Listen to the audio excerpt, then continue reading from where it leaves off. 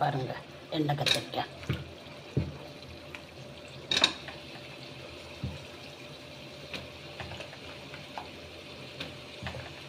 எண்ணெய் கத்திரிக்காய் முழுசாகவும் போடலாம்.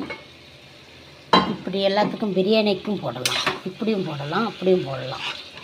ஏன்னா இங்கே இவங்களுக்கு முழுசாக பிடிக்காது, எங்களுக்கு முழுசாக பிடிக்காது. அதனால் இப்படி போடலாம். பிரியாணிக்கும் சாப்பிட்லாம், சாப்பாட்டுக்கும் சாப்பிட்லாம், நல்லாயிருக்கும். பாருங்கள். ஆனால் முழுசாக போடலாம், நான் போடலை. ஏன்னா எங்கள் வீட்டுக்கு பிடிக்காதுன்னு சொல்லிட்டு அது போடலை. பார்த்திங்களா? கொஞ்ச நேரம் மூடி இருக்கட்டும். அடுத்தது ரெஸ்ட்டு இதை அது கத்திரிக்காய் வெந்த பிறகு இதை போட்டு இறக்கிடணும். இதை போட்ட கையோடு இறக்கிடணும். கொஞ்சோண்டு புளி கொஞ்சோண்டு ஊற்றணும்.